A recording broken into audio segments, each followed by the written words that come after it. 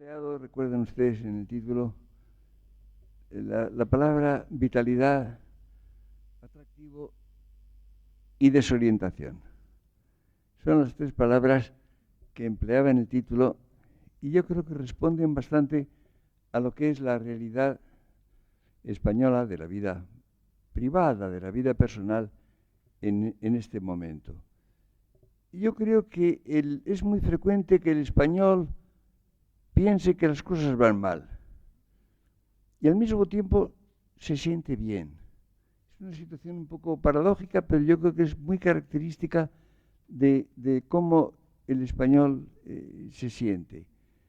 Es evidente que puede pensar que las cosas tienen muchos inconvenientes, en definitiva, casi siempre habla mal de la situación española, habla mal de sí mismo, pero en el fondo tiene una cierta manera positiva de instalación. Esto me parece característico. Entre otras razones, porque el español se mantiene con ciertas atenuaciones quizá en nuestra época, pero se siente con una dosis muy alta de vitalidad. La vida en España es atractiva, hay una diferencia individual, los españoles no parecen hechos en serie, no parecen tampoco, a veces digo, de plástico, son reales, son de bulto. Yo recuerdo cuando Ortega volvió a España a finales del año 45, después de 9 años de exilio, paseaba con mi mujer y conmigo por las calles de Madrid y decía, miren ustedes, todos van con su biografía en la cara. Y es cierto, los españoles suelen llevar su biografía en la cara, es bastante fácil de distinguir, tienen una personalidad de la cual reniegan con frecuencia, pero que a última hora los hace sentirse con un cierto grado de satisfacción. Si comparamos la situación rigurosamente actual con la de otros tiempos, incluso relativamente próximos, hay algunos cambios. Es posible que haya disminuido una inclinación que era frecuente en España a un cierto mal humor superficial y poco justificado. Tal vez, en cambio, también ha disminuido posiblemente el nivel medio, el nivel habitual de alegría. Si ustedes piensan, yo tengo muchos años y tengo muchos recuerdos de la fisonomía, de las caras de la gente, de la calle. En general, la calle actual es más apacible, quizá con menos propensión a un cierto mal humor, repito, superficial, y quizá un poco menos alegría también. Porque se han atenuado ciertos rasgos de la vida española que eran, creo, muy atractivos. Por ejemplo, la conversación. La gente hablaba mucho. Yo siempre decía que era la gran riqueza española era la conversación. Cuando había aquellos barcos de la Guerra Mundial y después aquellos barcos Liberty, yo decía, si se exportaran barcos llenos de palabras que pesan tan poco, qué industria tan extraordinaria sería para los españoles. Se habla un poco menos, se han perdido ciertas formas. Por ejemplo, la tertulia, que era algo consustancial de la vida española y que era una fuente de felicidad extraordinaria. Había muchas personas que tenían tertulia a diario o 2 veces al día. Y eso era una fuente de felicidad. Se ha dificultado mucho por varias razones, porque evidentemente la gente está muy ocupada, hay una cierta dosis de utilitarismo mayor que en otras épocas, porque además la gente tiene coche, y el coche es un gran aislante, porque cuando llega una persona a casa y dice, perdona, pero tengo el coche en segunda fila, digo, bueno, pues vete, ¿qué le vamos a hacer? Pues vete. Y la gente antes viajaba de otra manera, a pie o con tranvías o en metro, o autobuses o en taxis, que en todo caso se dejan, pero ahora la gente tiene que dejar el coche, tiene que estacionarlo en alguna parte, que es un gran problema. Entonces es un elemento que aísla. Eso ha disminuido, evidentemente. La tertulia disminuyó a raíz de la guerra civil, por razones de desconfianza, porque la gente no se fiaba mucho, porque había una resistencia a hablar libremente, porque se chocaba, se podían tener dificultades. Esto, en definitiva, se superó bastante pronto, pero quedó una cierta, diríamos, reticencia, una cierta propensión a no abrirse del todo, a no hablar de todas las cosas, a no hablar de cualquier cuestión, y sobre todo estas razones de que les hablo a ustedes ahora, que son evidentemente bastante influyentes. A veces hay detalles muy influyentes. Hay un hecho también, y es que no solamente que la gente esté muy ocupada, sino algo que a mí me parecía muy valioso en España. El español tenía una resistencia a mostrar sus quehaceres. Al español le daba un poco de vergüenza estar muy ocupado. Y lo disimulaba. Lo disimulaba, a lo mejor lo estaba, porque en definitiva la vida era mucho más difícil que ahora. En definitiva, si toman ustedes unos cuantos decenios atrás, la vida era más difícil, el trabajo se pagaba mucho menos, la gente evidentemente se avenía a vivir en condiciones económicas más reducidas, pero con todo estaba muy ocupada, pero parecía, no sé, poco elegante el estar muy ocupado. Por ejemplo, si una persona quería ver a otra persona, quería hablar con ella, no sé, costaba trabajo decir no puedo, no tengo tiempo. Esto ha disminuido, en cierto modo por contagio, con otras formas de vida de otros países en que esto importa menos. Esto sí, esto es una cosa característica. Yo pienso, por ejemplo, como en las mujeres era muy frecuente que una señora que tenía invitados en su casa por la noche, que había estado azacanada el día entero, que tenía un trabajo endiablado, que estaba ya que no podía más. Había un momento en que se arreglaba, ponía su mejor sonrisa y recibía a los invitados como si no hubiera hecho absolutamente nada, no ya aquel día, sino aquel mes. Lo cual a mí me parece valioso, me parece elegante. Y esas cosas, en definitiva, han disminuido un poco, pero continúan también. Es decir, son rasgos que están quizá atenuados, como algo particularmente importante, y es esto, respecto de la manera de comportarse en la vida económica. El español ha sido siempre poco utilitario, poco utilitario.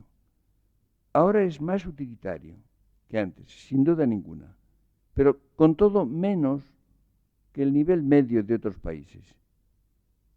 Hay, por ejemplo, un sentido económico no muy riguroso. Al español actual le interesa más el dinero, lo tiene más en cuenta, pero con todo mantiene una cierta actitud que es lo que yo llamo holgura y que consiste en decir a veces ¿qué más da? Por ejemplo, al español no le importa invitar, o que lo inviten. Es decir, esto es lo que me parece capital. ¿Qué más da? Unas veces invita a uno, otras veces invita a otro, no importa. Hay países, por ejemplo, con un sentido económico muy agudo, en que evidentemente, no sé, se piensa que el dinero es el dinero, que una peseta es una peseta. Y yo creo que sí que es verdad, una peseta es una peseta, pero la vida se pone triste. Es la consecuencia que tiene. Yo recuerdo una vez, nunca lo olvidaré, hace ya muchos años esto, en un tranvía en Múnich, yo asistí a una escena que me pareció extraordinaria. Habían dos señores desconocidos entre sí, gentes de 50 y tantos años, probablemente. Y uno de ellos se volvió al otro y le pidió un cigarrillo. Entonces este sacó el paquete de cigarrillos, sacó un cigarrillo el que quería fumar y sacó de su bolsillo un Groschen, que es una moneda como una peseta rubia, aquellas que se usaban en España hace poco, y se lo dio. El otro se guardó su peseta, su Groschen, y siguieron apaciblemente. A mí me enseñó más sobre Alemania esta escena que un grueso tratado de sociología en letra gótica. Porque evidentemente el español, si no tiene cigarrillos, pues no se atreve a pedirle al desconocido que va en el tranvía un cigarrillo. Pero si se lo pide, el otro se lo da, pero lo que no se le ocurre ni por un momento es pagárselo. Esta actitud Esto ocurre, tengo ejemplos, por ejemplo, de dos países, de Francia, análogos. Es decir, de una especie como de rigor económico. Y en España esto, repito, está atenuado. Está atenuado, pero todavía queda. Queda un fondo bastante importante. Y sobre todo, hay algo que es más importante, es más profundo. El español no hace las cosas siempre porque le traigan cuenta. Hace cosas que no le traen cuenta. Incluso en cuestiones gravísimas. Por ejemplo, se ha dado por supuesto, y los que estudian los problemas sociales e históricos lo dan por supuesto, que por ejemplo en la guerra civil la gente tomó partido por conveniencia, porque le traía cuenta el triunfo de uno de los dos bandos. No es cierto. Yo conocía a muchas personas que tomaban partido por el bando que no le traía cuenta, pero tenía otros motivos, a veces positivos y a veces negativos, no siempre eran positivos. A veces era, pues, no sé, que le tenía manía a una ideología o a una retórica, a un vocabulario. Pero, en definitiva, su interés particular, su conveniencia, especialmente económica, quedaba relegada a otro plano secundario y tomaba partido por otros motivos distintos. Y esto, evidentemente, puede llevar a incluso situaciones absurdas, pero en conjunto me parece sumamente valioso. El que el español pueda hacer cosas que no le traen en cuenta, que no sea simplemente la conveniencia la que decide su conducta, o sus preferencias, o sus estimaciones. Esto me parece de gran valor. Ven ustedes, por tanto, estoy empleado ya en varias veces la expresión de esto está algo atenuado. Y es verdad, es evidente que se ha producido una cierta alteración de muchas cosas en la vida española. Por ejemplo, las diferencias respecto de otros países, por lo menos europeos, están atenuadas. Probablemente el español es menos diferente que lo era hace 30, 40, 60, 80 años de los demás países de Europa, pero sigue siendo bastante diferente en el fondo. Es decir, con una especie de superficie homogénea que cubre todos los países de Europa y sin embargo persisten. Las diferencias nacionales yo creo que son muy profundas, son muy importantes y en el caso de España hay ciertos matices diferenciales que hacen que la actitud del español en su vida ordinaria, en su vida cotidiana, tenga una serie de peculiaridades de las cuales no nos damos cuenta muchas veces. Por ejemplo, una cosa muy interesante también ha sido la fuerte instalación que el español ha tenido tradicionalmente en su condición sexuada. Y digo en su condición sexuada, empleando esta palabra con toda deliberación, porque precisamente se ha atenuado a fuerza de hablar mucho de lo sexual. Era una palabra muy poco empleada, la palabra sexo y la palabra sexual, que se empleaba casi en biología, pero poco hablando de asuntos humanos. Ahora se emplea constantemente, se habla de ello todo el tiempo, por todas partes, y esto yo creo que ha contribuido a que se atenúe en cierto modo lo que podríamos llamar la instalación en la condición sexuada e incluso la estimación de esa condición. Ha habido como una especie de vigencia relativamente superficial que ha llevado, por ejemplo, a que haya un tipo de relaciones superficiales frecuentes y la creencia muy difundida de que no tienen importancia. Y esto es lo que me parece grave, que no tengan importancia, porque la tenían y ahora la tienen menos, lo cual ha contribuido a que se produzca un fenómeno de inestabilidad de la sociedad española que existe ahora. Hay una evidente inestabilidad. Hay un hecho de esos cotidianos, un hecho de la vida social, que es que cuando uno ve a una persona a la cual no ha visto en los últimos tiempos empieza a tener uno cierto temor de preguntarle por su mujer o por su marido, porque a lo mejor ya no lo es, a lo mejor ya hay otra u otro. Y entonces la gente propende decir, la familia, ¿cómo está la familia? De una manera vaga y que no comprometa. Este es un hecho de la vida cotidiana que tiene mucha importancia, yo creo. Pero se ha producido una cierta inestabilidad. Y esto ha llevado también a lo que tocábamos el otro día, de que las vigencias sociales españolas, que parecían muy sólidas, no sé, en gran parte se han debilitado, se han hecho inseguras, dan la impresión de que estaban prendidas con alfileres, pero el problema sería si han sido sustituidas por otras o no. Tal vez tampoco. Tal vez parece que muchas gentes se rigen por lo que se dice, por lo que parece normal o aceptable. Esto se recibe normalmente, con cierto grado de aceptación, pero tampoco acaba de ser verdad. También tiene un elemento de cierta superficialidad o de cierta inseguridad, lo cual lleva precisamente a lo que me parece un rasgo característico de la sociedad española de los últimos años, que es una desorientación.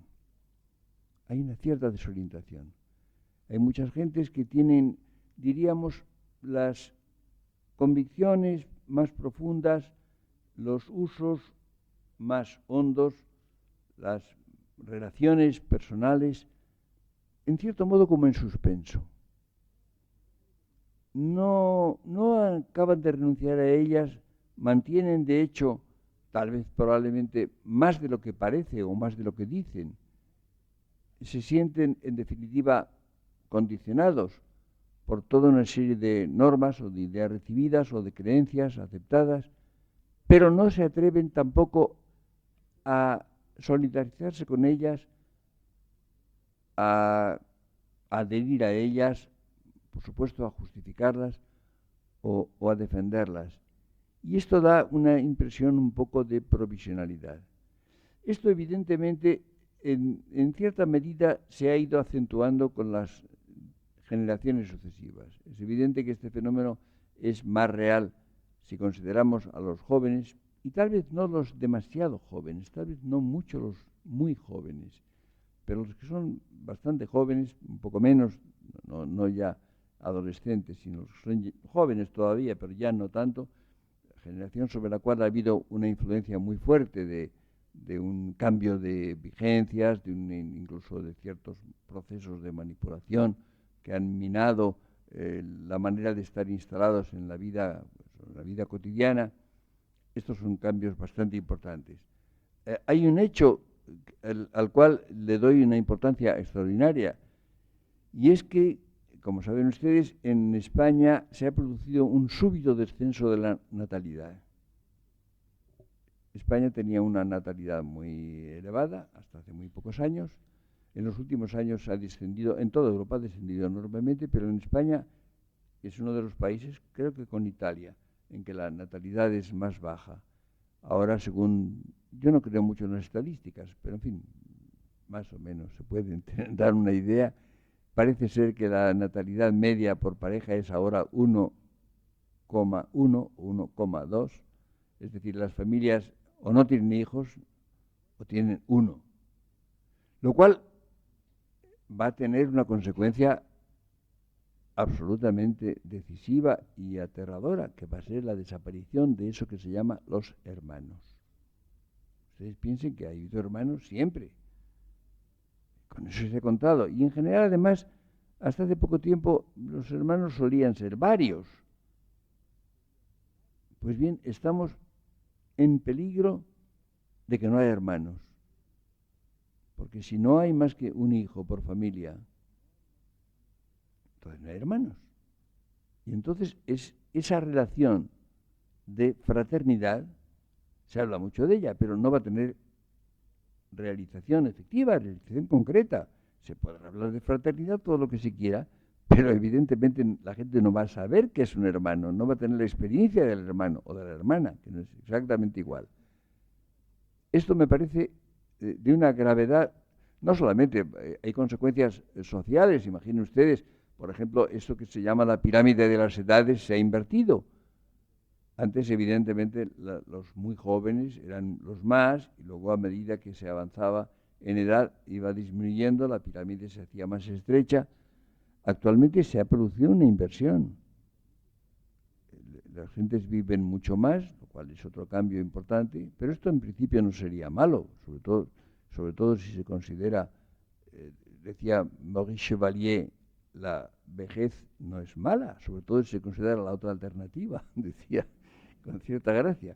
En principio no parece mal, pero lo grave del caso es la inversión de la pirámide. Es decir, que lo que no hay es jóvenes. Hay lugares en que no hay niños, en que apenas hay niños, o porque no nacen o porque no los dejan nacer, que también ocurre, ¿no? Y esto sí, esto tiene consecuencias sociales muy graves, pero a mí me preocupa algo distinto que es más personal, que afecta precisamente a la vida privada, que es la desaparición del hermano, la experiencia del hermano. Que eso, evidentemente, si esto se consolida, yo espero que no se consolide, espero que esto sea una fase transitoria, pero si se consolidara, si esta tendencia continuara, si dentro de 20 años, 30 años, 50 años, hubiera desaparecido casi la experiencia habitual, naturalmente quedara con ciertos residuos de lo que es el hermano, lo que es la vida humana en su contextura, cambiaría profundamente. Sería algo enormemente distinto. Ven ustedes cómo hay cambios que son aparentemente, que tienen unas consecuencias, lo frecuente es que tengan otras distintas. Hay otro problema que es muy grave también, es la alteración de lo que podemos llamar la instalación en el mundo intelectual. Ustedes saben, por ejemplo, que lo que se llama la educación, especialmente la enseñanza, la instrucción, lo que se llamaba en otro tiempo instrucción pública, ha aumentado enormemente. Es decir, había antes un número grande de personas que tenían muy pocos estudios, había un número bastante alto de personas que ni siquiera iban a la escuela, había un número mayor que iba a la escuela naturalmente, pero que no tenía estudios superiores, no tenía estudios, por ejemplo, de bachillerato, no tenía estudios superiores de nivel universitario. Los estudiantes universitarios eran pocos. Esto se ha multiplicado, se ha aumentado de una manera extraordinaria. La enseñanza elemental alcanza a todo el mundo. Los estudios intermedios o superiores alcanzan a minorías muy grandes, incomparablemente mayores que en otras épocas. Pero hay que preguntarse qué pasa con la calidad, qué pasa con el nivel de esa cultura, especialmente cuando se habla de culturas superiores, de los niveles superiores, en que evidentemente es más llamativo. Se ven en grados de ignorancia, de desconocimiento extraordinario. Es decir, no se da, por supuesto, la enseñanza en épocas, no estoy hablando del siglo XV, sino de mi propia experiencia personal, que soy viejo, pero no tanto, claro. Yo recuerdo, por ejemplo, lo que se aprendía en las escuelas, en los colegios particulares o en las escuelas públicas. No muchas cosas, pero esas cosas se aprendían, se sabían realmente. Cuando se hacía el examen de ingreso en bachillerato, a los 10 años, por ejemplo, no se admitían faltas de ortografía. 2 faltas de ortografía equivalían al suspenso. Había que conocer la gramática. Había que tener unas nociones no muy complejas de geografía y de historia y la aritmética elemental. No más, pero esto sí se sabía. Análogamente diríamos de los estudios ya de bachillerato. No se aprendían muchas cosas, había pocas clases. Yo recuerdo que durante algunos años de bachillerato tenía clase por la mañana nada más. prácticas algún día por semana, lo cual era maravilloso porque yo me leía un libro diario. Aproximadamente Migración era un libro diario. Ahora los chicos tengo nietos y están agobiados. Estudian cantidades de cosas, tienen muchas asignaturas. Pero resulta que luego no saben cosas elementalísimas. Y me hacen cada pregunta que me sorprende, porque nadie les ha enseñado muchas cosas que se aprendían. Yo recuerdo, por ejemplo, yo estudié el bachillerato en el Instituto de Cardenal Cisneros en una fecha que no quiero recordar. Estudié cristalografía, por ejemplo, ¿no?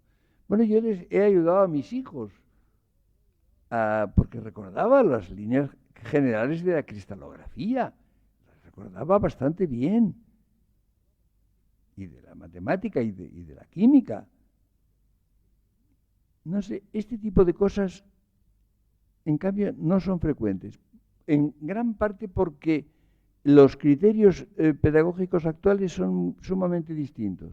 Por ejemplo, es evidente que ahora la tendencia dominante en la enseñanza es que a la gente hay que dejarle que hable como quiera y que escriba como quiera.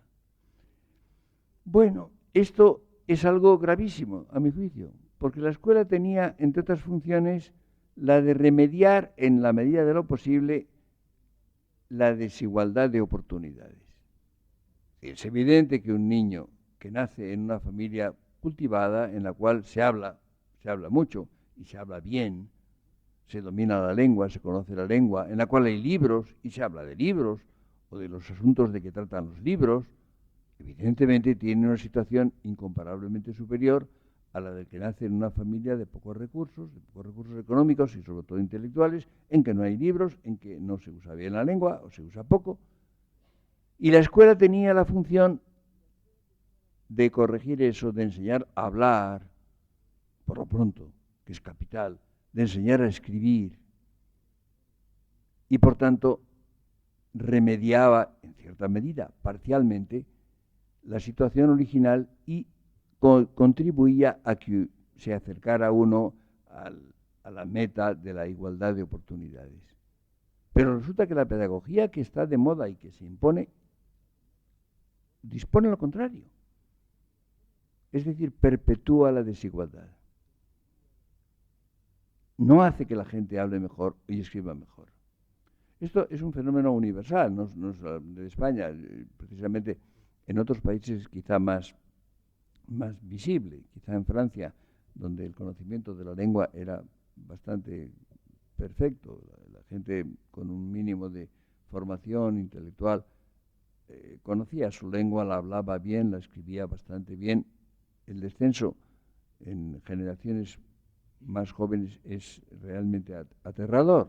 Y creo que es una cosa que en diferentes formas y grados pasa, quizá en todo el mundo. Vamos, de los países que podemos conocer, los países occidentales, de los cuales tengo alguna idea un poco más precisa. Esto sí es grave, ¿no? Luego, además, hay una idea de aprender demasiadas cosas que no se conocen bien y aprenderlas fragmentariamente. Es decir, antes había un esquema, diríamos, relativamente elemental de la realidad. Por ejemplo, se conocían pues modelos bastante sencillos, pero abarcables, inteligibles, por ejemplo, de las ciencias. Por ejemplo, se estudiaba física, se estudiaba química, pues no sé, se explicaba el átomo de Bohr, por ejemplo, el modelo atómico de Niels Bohr, o yo sé, la teoría genética de Mendel, que es bastante abarcable, que es bastante comprensible, y el que pasaba por unos cursos relativamente elementales, pues lo conocía esto. Esto se ha complicado mucho. Evidentemente parece que, bueno, el conocimiento del átomo es incomparablemente mayor y el conocimiento de la genética, imaginen ustedes lo que es extraordinario. Ahora, pregunto, ¿es abarcable? ¿Se puede poseer, puede un estudiante de bachillerato, por ejemplo, tener una idea aceptable, coherente de estas disciplinas? Se estudiaba historia y había un esquema de la continuidad histórica, de lo que había pasado en el mundo. Se conocía más o menos el argumento de la historia. se sabía, por ejemplo, la secuencia de las cosas. Pero ahora la tendencia es estudiar de un modo fragmentario, aislado.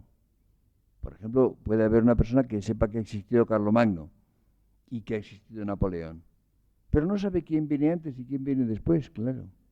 Con lo cual no es muy útil, en definitiva. O se estudia, por ejemplo, ¿qué diré yo? El pensamiento, a lo mejor, yo qué sé, un estudiante, a veces incluso en la universidad, hace un curso y habla de Platón y otro pues habla de Spinoza y otro sobre Wittgenstein, a quien no entiende, claro. Pero no sabe por qué se ha pasado de un pensamiento a otro, cuál ha sido el proceso por el cual ha sido menester llegar a otras formas de pensamiento. Y entonces son como islotes aislados de conocimiento que, entre otras consecuencias, se olvidan rápidamente. Yo, por ejemplo, hice una experiencia curiosa en nuestra Facultad de Filosofía y Letras, que es que los que estudiaban árabe o eran arabistas o un par de años después no sabían absolutamente nada de árabe. Los que estudiaban griego, si no se dedicaban al griego, si no estudiaban filosofía o no eran helenistas, pues lo tenían un poco oxidado, evidentemente.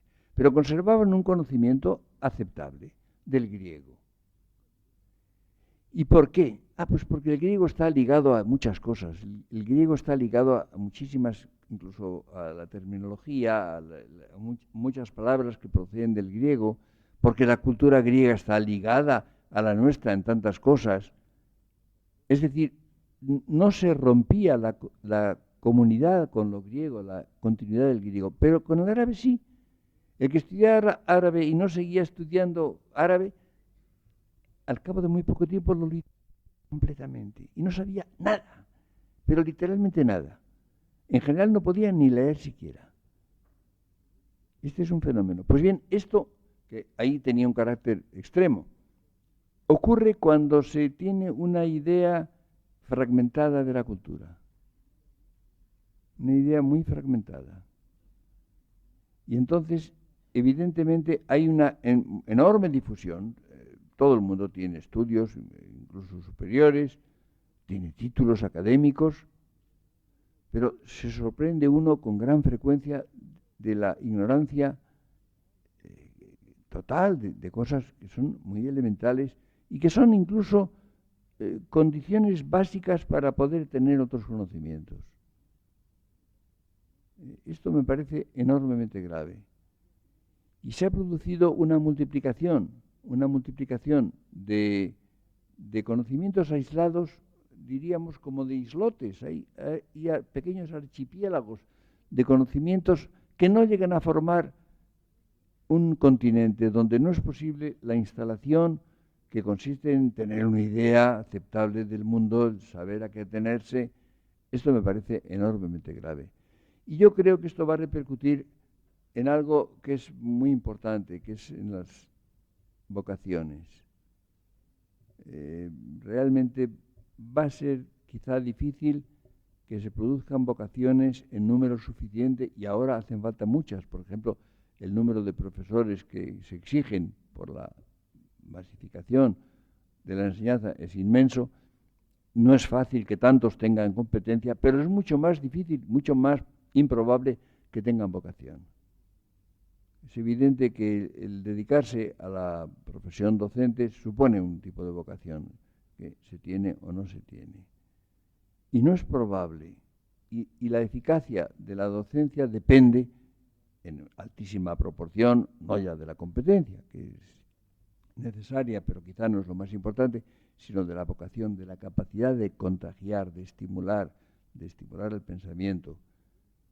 Yo lo temo enormemente que se produzca en nuestra época una decadencia. Las cosas ni más ni menos. Yo creo que hay un peligro de decadencia en el mundo actual, en el mundo occidental, por lo menos, que es lo que conozco un poco. Y en gran parte esto me parece que es una amenaza muy grave por una razón, porque la decadencia no es solamente intelectual, la decadencia es una decadencia personal es una disminución del nivel de la persona. Y entonces esto es lo que hace que sea tan enormemente difícil salir de las decadencias. En una decadencia se entra, pero ¿cuándo se sale? Ustedes piensen, por ejemplo, hay un ejemplo ilustre, vamos, ilustre en sentido negativo, claro, un ejemplo luminoso, que es el de la decadencia del mundo que fue romano después de la caída del Imperio Romano, a causa sobre todo de la fragmentación del mundo que había sido el Imperio Romano, la fragmentación en muchos países sumamente aislados y inestables. Se produce una decadencia que dura más o menos 4 siglos, por el camino más corto, hasta la época carolingia. Y, aún así, ¿no? Si ustedes comparan el número de figuras creadoras, incluso geniales, que se producen en Grecia o en Roma, desde el siglo IV hasta el siglo VIII no hay nada parecido. Hay unas cuantas figuras muy estimables dadas las circunstancias, es decir, para el nivel de exigencia de la época, y muy pocas. Este problema evidentemente existe y este peligro se puede producir. Ustedes imaginen que se puede producir una crisis de las vocaciones. Hay cosas que están funcionando muy bien, la ciencia en gran parte porque se hace en equipo, sobre todo, porque hay una continuidad mayor, porque se tiene presente sus resultados. Yo no estoy seguro de que las vocaciones realmente científicas, las vocaciones con capacidad de innovación, sean tan numerosas como haría falta. No estoy nada seguro. En otros campos, evidentemente, la crisis se está produciendo ya. Es evidente que en el pensamiento filosófico, en la literatura, sobre todo en aquel tipo de ocupaciones humanas que son individuales, que son personales, que no se hacen en equipo, se pueden hacer en escuela, que es otra cosa distinta. Yo veo un peligro. Y es evidente que si se compara lo que había sido el nivel de creación intelectual en decenios pasados dentro de nuestro siglo y con el que es actual, la situación es sumamente inquietante, es una cosa muy inquietante. Ven ustedes, por tanto, cómo hay ciertas amenazas. Yo quisiera tenerlas presentes precisamente para poder ponerles remedio, porque todo eso tiene remedio. Ahora, hay la condición capital, y en esa creo que España está en buena situación, que es la vitalidad. El pueblo español está vivo, tiene reflejos, diríamos, tiene una dosis de interés por la vida, por lo menos, ¿no? Quizás superior al que tienen otros países. Es un país que no es aburrido. El peligro, por ejemplo, un peligro notorio en gran parte de Europa es una cierta dosis de aburrimiento. O, por ejemplo, cuando se ven las grandes ciudades, las ilustres ciudades de Europa, tienen tantos atractivos y tienen una tan larga tradición que no se ve bien fácilmente. Pero si se va a otras formas de población, a ciudades menores, a los pueblos, en gran parte de Europa hay unas formas de vida poco incitantes, de vidas aburridas. Todavía en España no ocurre eso. España sigue siendo proporcionalmente un país divertido. Y eso, naturalmente, mantiene a la gente despierta, animada, con curiosidad. Y esto me parece que es la vitalidad que permite todo lo demás. Un descenso de vitalidad es un descenso humano, es un descenso de la personalidad. Y entonces, evidentemente, se produce, claro, una especie de estancamiento de la vida, que es lo más peligroso de todo. En circunstancias en que la vida es activa, en que todavía sigue habiendo esa capacidad de comunicación que los españoles todavía tenemos, de hablar unos con otros, de entendernos, incluso a veces de pelearnos, pero con una capacidad de interés mutuo. Se ha rehuido todavía en España la homogeneidad, que es excesiva, es evidente. Todo eso me parece que da una cierta garantía de que se va a mantener el atractivo de la vida española y por tanto su promesa, sus posibilidades de actuación. Al lado de eso hay ese fenómeno que les decía, la desorientación. La desorientación evidentemente es notoria. Hay una especie de falta de seguridad, de falta de claridad. Eso tiene una consecuencia muy grave, que es una dosis de pasividad. Es evidente que los españoles, yo dije hace mucho tiempo, con mucha alegría, lo dije, hace 20 años dije, los españoles no quieren enfadarse. Y eso me parece excelente, no querer enfadarse. Pero no reaccionar es peligroso. Aceptar pasivamente lo que se propone o lo que se dice, eso me parece grave. Yo creo que es menester mantener una actitud de entusiasmo y de repulsa, de aceptación y de no aceptación de las cosas. Hay una cierta dosis de indiferencia, de, bueno, no sé, no tomo posición respecto de las cosas. Es evidente, por ejemplo, que se ha producido, y esto sí es muy grave, el deterioro del lenguaje. ¿Por qué? No solamente porque el lenguaje es algo precioso, es porque el lenguaje conduce el pensamiento. El lenguaje lleva al pensamiento. Cuando se habla bien, se piensa bien. Hay una tendencia actualmente a la degradación del lenguaje. Por ejemplo, hay gentes que no pueden hablar más que con palabrotas, con interjecciones y expletivos, lo cual significa naturalmente falta de imaginación. Es frecuente, sobre todo entre jóvenes, la incapacidad de hacer una frase. Hay mucha gente que no puede hacer una frase. A mí me produce terror, por ejemplo, cuando veo en la televisión que a la gente le presentan el micrófono y dice cosas. Dice cosas, no estoy seguro de que sean cosas, ni de que las digan, ni de que sea inteligible. A veces piensa uno, pero están hablando español, porque no entiendo nada. Y esto ocurre, evidentemente.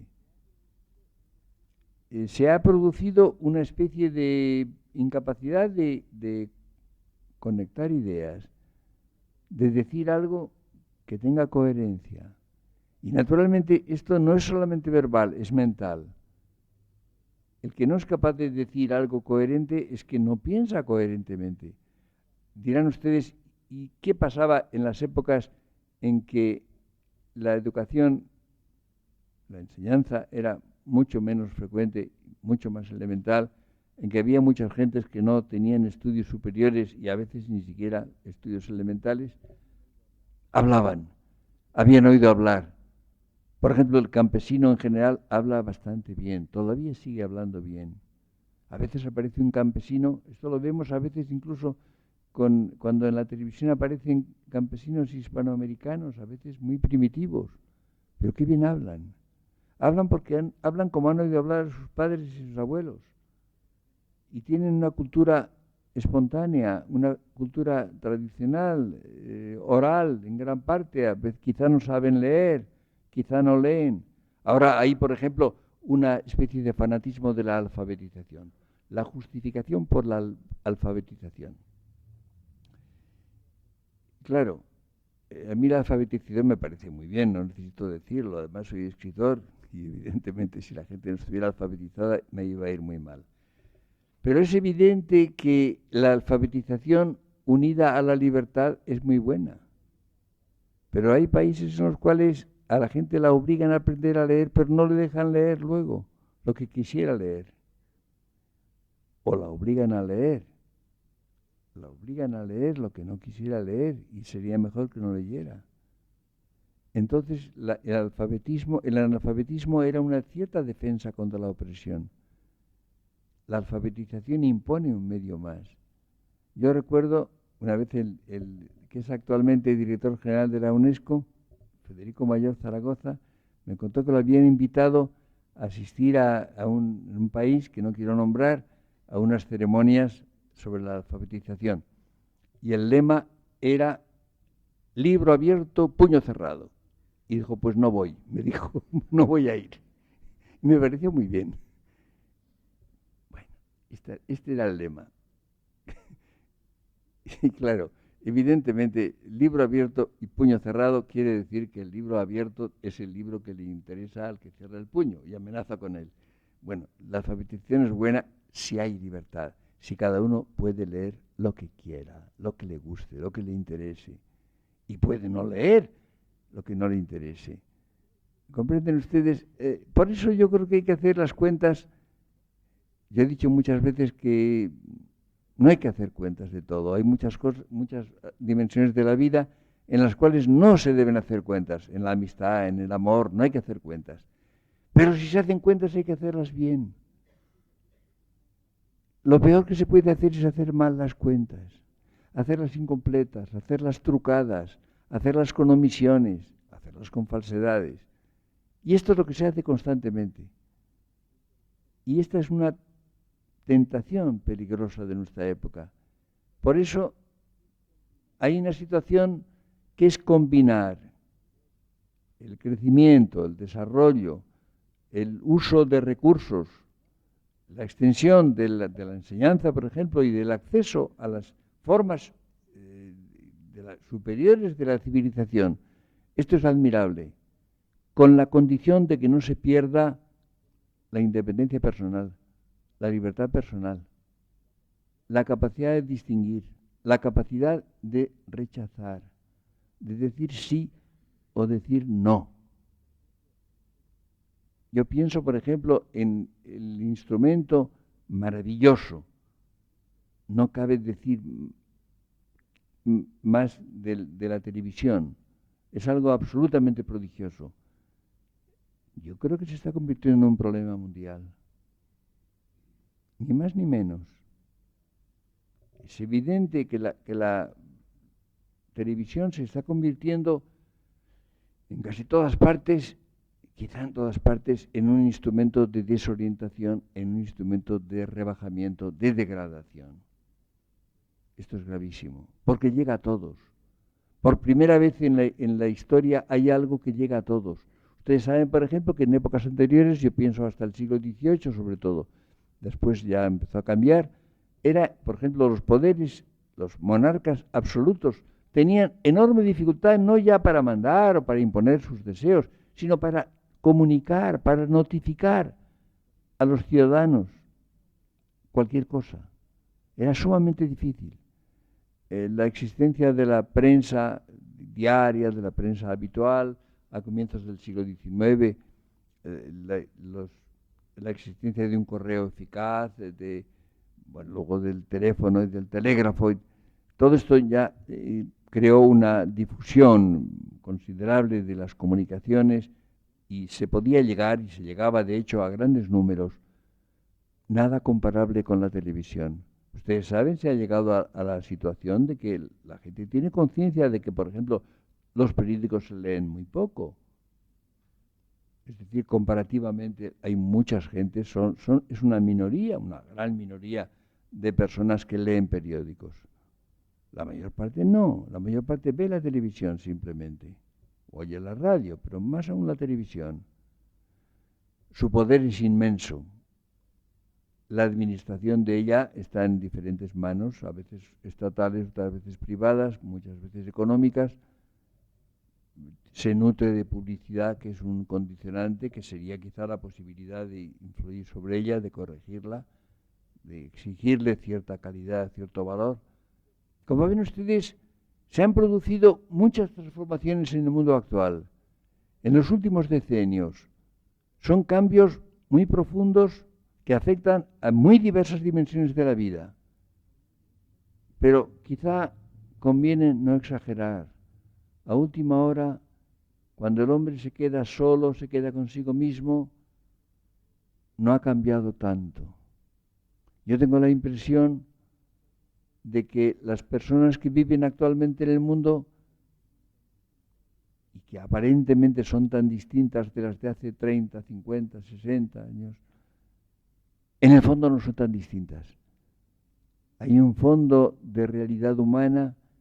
Cuando el hombre se queda solo, acaba por tener ciertos intereses, ciertas inseguridades, ciertas buscas de alguna seguridad en que apoyarse, cuando quiere proyectar, y la vida humana es proyecto, necesita recurrir a ciertas ideas, a ciertas creencias en las cuales se puede apoyar para poder proyectar. Y esto es lo que hace que a última hora, en medio de errores, de limitaciones, de cosas grotescas, la vida humana es siempre algo serio. La última palabra que hay que aplicar a la vida humana es la seriedad. Y eso hace que tenga valor y que sea respetable. La vida humana es siempre algo humano, algo personal. Muchas gracias.